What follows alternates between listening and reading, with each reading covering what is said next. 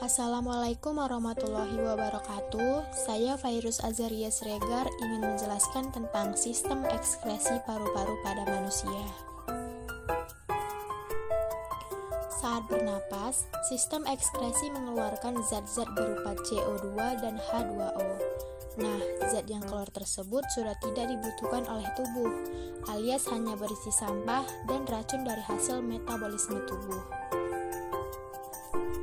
Selanjutnya, saya akan masuk kepada pembahasan kali ini, sistem ekskresi paru-paru. Paru-paru merupakan bagian dari sistem ekskresi manusia.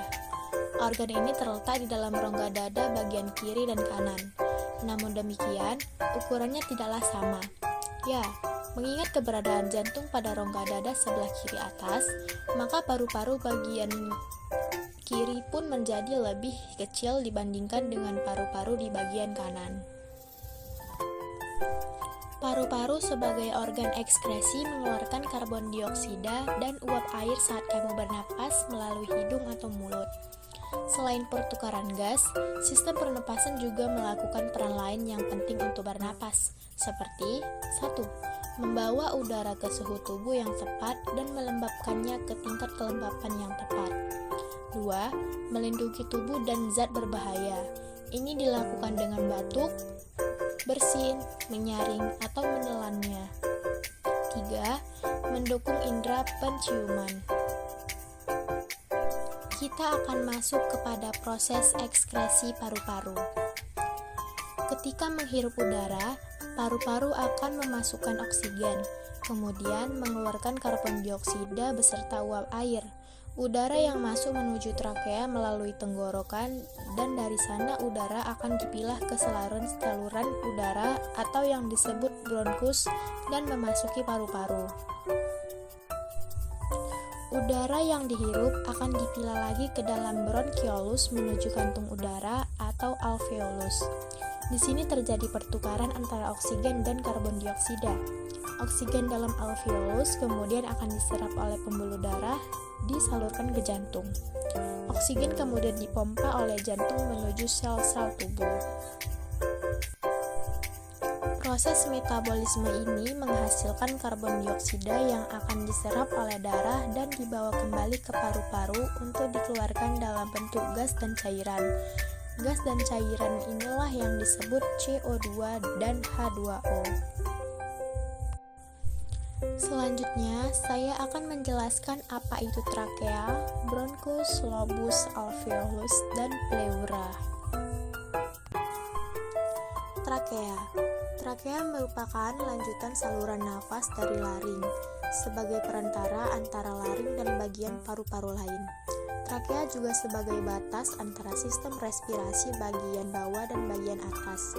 Sistem respirasi bagian atas diantaranya bagian-bagian hidung dan laring. Selanjutnya ada bronkus. Bronkus atau sering disebut sebagai percabangan dari trakea memiliki fungsi untuk mengeluarkan benda asing dan kotoran yang masuk dalam saluran pernapasan. Fungsi ini dilakukan oleh silia yang ada pada dinding bronkus. Bronkus primer adalah percabangan pertama dari trakea. Terdiri dari bronkus primer dextra atau bronkus yang mengarah pada paru-paru kanan dan bronkus primer sinistra atau bronkus yang mengarah pada paru-paru kiri. Selanjutnya, percabangan bronkus akan menjadi bronkiolus. Lanjut ada lobus. Pada paru-paru juga terdapat beberapa lobus, diantaranya 3 di bagian kanan dan 2 di bagian kiri. Lobus pada paru-paru kanan dipisahkan oleh patahan miring atau oblique fissure dan patahan lurus atau horizontal fissure.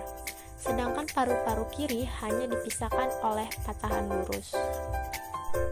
Selanjutnya ada alveolus. Alveolus atau disebut juga dengan kantung udara yang muncul dari bronkiolus memiliki fungsi sebagai tempat pertukaran udara. Dan yang terakhir ada pleura. Pleura merupakan selaput tipis yang menyelubungi paru-paru.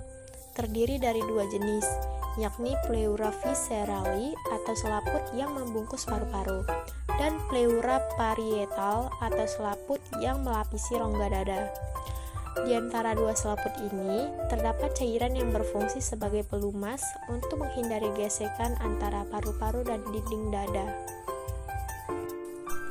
Selanjutnya saya akan menjelaskan tentang penyakit yang terjadi di paru-paru.